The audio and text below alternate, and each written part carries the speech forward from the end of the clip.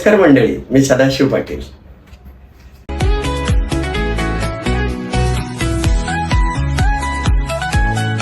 आपल्या वाहिनीचं नाव आहे Sadashiv Patil sir, education and counselling. आज आपल्यासोबत एका अतिशय जवळच्या विषयावर चर्चा करणार आहे आणि हा विषय आहे आजची झोप, उद्याची उंच झेप. मित्रांनो, झोप किंवा निद्रा ही ईश्वरानं आपल्याला दिलेली एक अमूल्य देणगी आहे. असंख्य धकाधकीतून विशिष्ट वेळेपुरती मुक्ती म्हणजे झोप. दिवसभराच्या थकव्यावरचं औषध म्हणजे झोप. यशाकडे नेणारी शांत शक्ती म्हणजे झोप. थकलेलं शरीर, अस्वस्थ मन आणि हरवलेली एकाग्रता यावर श्रेष्ठ नैसर्गिक उपचार म्हणजे झोप. आज झोप ही समाजाला भेडसावणारी समस्या ठरलेली आहे. मित्रांनो, आपली जीवन पद्धती आणि दिनचर्या झपाट्यानं बदलत आहे. एक काळ असा होता की अंधार पडला की माणूस झोपायचा आणि उजेडाच्या सोबत माणूस उठायचा आणि कोणत्याही गोष्टीबद्दल त्याला खंत नसायची. जवळपास अर्ध्याधिक आयुष्य हे त्याचं झोपेत निवांतपणात व्यय व्हायचं. आज मात्र करिअर, संपत्ती, यश याच्या मागे प्रत्येक माणूस प्रचंड वेगानं पळत आहे.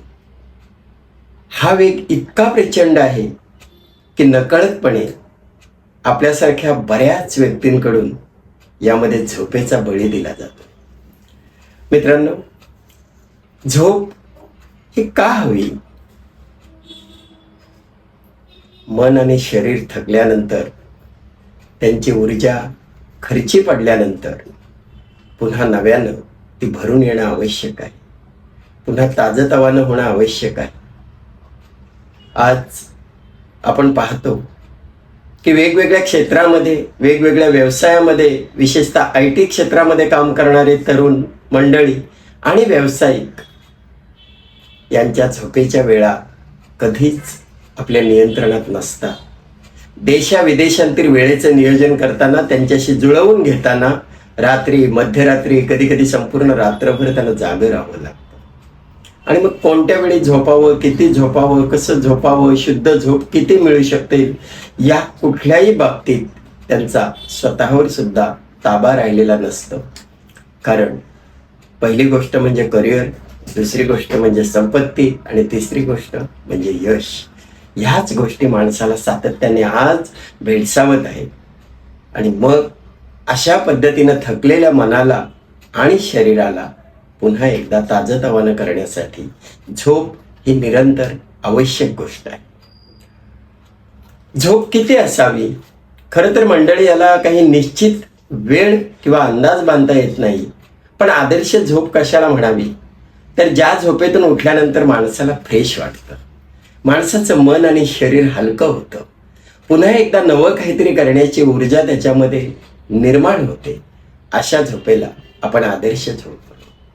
आणि मग ही झोप किती असावी? तर साधारणपणे 5 ते 7 तास इतक्या झोपेची प्रत्येक व्यक्तीला आवश्यकता आहे. मात्र तुम्ही रात्री कितीही वाजता झोपलात तरी पहाटे मात्र लवकर उठायलाच हवं. तुम्ही जर रात्री 10 वाजता झोपत असाल तर सकाळी 4 वाजता तुम्हाला उठावं लागेल. तुम्ही रात्री 11 वाजेपर्यंत झोपत असाल तर पहाटे 4:30 वाजता तुम्हाला उठणं आवश्यक आहे. आणि रात्री झोपायला जर तुम्हाला 12, 12:30 किंवा त्याहून अधिक वेळ होत असेल तर तुम्ही पहाटे 5 वाजेपर्यंत उठणं क्रमप्राप्त आहे. आणि मग जर रात्रीच्या वेळेमध्ये तुमचा झोपेचा कोटा पूर्ण होत नसेल तर दिवसा दुपारच्या भोजनानंतर अर्ध्या पाऊण तासाची वामकुक्षी घेणं हे क्रमप्राप्त आहे, की त्यामुळे तुमच्या मनाची आणि शरीराची ऊर्जा अखंड टिकेल, भरून निघेल. मित्रांनो, झोप ह्याच वेळेत का घ्यावी? पहाटे लवकर का उठावं? अगदी सोपं कारण आहे. भारतीय संस्कृतीतील ऋषीमुनींनी सुद्धा हे सांगितलेलं आहे की पहाटेची वेळ ही ब्रह्ममुहूर्त असतं. या वेळेला शांत प्रदूषणरहित वातावरण, हवेमध्ये ऑक्सिजनची पातळी उच्चतम असते आणि महत्त्वाचं म्हणजे आपला जो मेंदू आहे तो अल्फा ब्रेन स्थितीत असतो. आता अल्फा ब्रेन स्थिती म्हणजे तरी काय, तर मेंदूची एक सजग अवस्था, की ज्या अवस्थेमध्ये मेंदूची शिकण्याची क्षमता, कोणतंही काम करण्याची क्षमता, कोणतीही समस्या सोडवण्याची ताकद ही सर्वोच्च पातळीवर असतं. मित्रांनो, ह्या वेळेला केलेला अभ्यास किंवा कोणतेही काम हे दिवसाच्या कोणत्याही प्रहरात केलेल्या कामापेक्षा निश्चितच परिणामकारक आणि प्रभावी असतं. विशेषतः माझ्या विद्यार्थी मित्रांनी हे गांभीर्यानं लक्षात ठेवलं पाहिजे की आपण नेहमी पहाटे लवकर का उठावं. मग आता चांगल्या आणि शुद्ध झोपेसाठी आपण काय केलं पाहिजे, तर आजच्या काळाशी सुसंगत सांगायचं झालं तर मित्रांनो, आपल्याला जाग येण्यासाठी आपण अलार्म लावतो. मुळातच आपले सगळ्याच कृती घड्याळाच्या काट्याप्रमाणेच होत असतात आणि या अलार्ममध्येच आपला सगळ्यात मोठा शत्रू असतो, तो म्हणजे स्नूज नावाचं बटन. अर्थात पहाटे अशा पद्धतीच्या अलार्मवर आपण उठल्यानंतर आपला हात स्नूज नावाच्या बटनवर जातो. अर्थात साखेत झोपेतली डुलकी 5-10 मिनिटांसाठीच आपल्याला मोह आवरू देत नाही, परंतु ही डुलकी पूर्ण होताना पुन्हा एकदा स्नूज बटन दाबलं गेलं, पुन्हा एकदा दाबलं गेलं की हळूहळू ते बटन स्विच होत नाही. त्यानंतर मात्र 1-1.5 तास आपण झोपेतच राहतो आणि मग आपल्या लक्षात येतं की आपल्याला उठायला प्रचंड वेळ झाला. मित्रांनो, दिवसाच्या सुरुवातीचा हा आपला प्रत्येकाचा एक छोटासा पराभव असतो. याचं कारण आपल्या निश्चयापेक्षा आपण आळसाला जास्त महत्त्व दिलेलं असतं. प्रश्न लवकर उठण्याचा नाहीये, लवकर न उठणं ही आपली समस्या नाहीच आहे. आपली समस्या आहे ते ध्येयाचा अभाव. लवकर उठण्यासाठी ठोस सबळ असं कारण नसणं ही आपली समस्या आहे. आता तुम्ही क्षणभर विचार करा, जेव्हा आपला एखादा महत्त्वाचा इंटरव्ह्यू असतो, जेव्हा आपल्याला बाहेरगावी जाण्यासाठी एखादी ट्रेन किंवा आपलं फ्लाईट पकडायचं असतं, जेव्हा आपल्या अत्यंत महत्त्वाची परीक्षा असते, त्यावेळेला आपला हात हा स्नूज नावाच्या बटनवर जातो का? आपण किती काळजीनं उठतो. मित्रांनो, असा दृढ निर्धार, असा निश्चय दररोजच्या जीवनात करण्याची आवश्यकता आहे. सुरुवातीला काही दिवस आपल्याला या गोष्टीचा त्रास नक्कीच होईल, पण नंतर आपलं एकदा का निर्धार आणि ध्येय पक्कं झालं की स्नूज तर सोडाच, साधा अलार्म लावण्याचीही आपल्याला गरज पडणार नाही. आणि अशा परिस्थितीमध्ये आपण आपल्या ध्येयाचे एकनिष्ठ राहू शकतो. मित्रांनो, अनेक यशस्वी माणसांचे इंटरव्ह्यूज मी ऐकलेत, अनेकांबद्दल मी वाचलंही. आपल्याही हे लक्षात येत असेल की बऱ्याचदा अशी माणसं सांगतात की आम्ही खूप पहाटे उठतो. त्यांच्या यशाचं श्रेय ते पहाटे उठण्याला देतात. मग आपण का नको अशा गोष्टींचं अनुकरण करायला?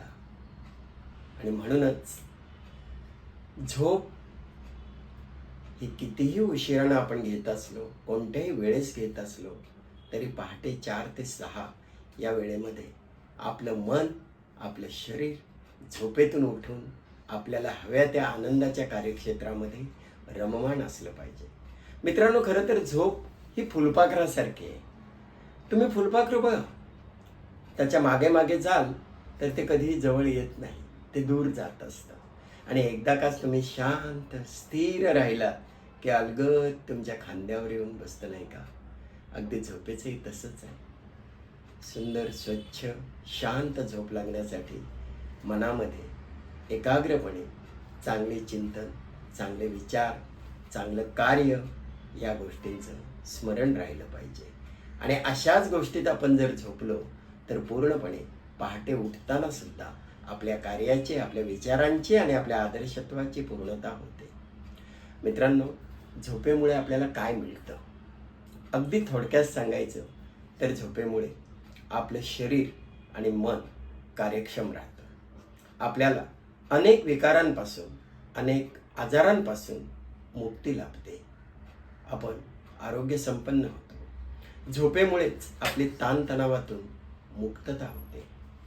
झोपेमुळेच आपल्याला प्रसन्नता आणि नवचैतन्य लाभते. आणि खरं सांगायचं तर झोपेमुळेच आपल्याला सगळ्यांना दीर्घायुष्य लाभू शकतं. आणि म्हणूनच हा व्हिडिओ गांभीर्यानं पहा.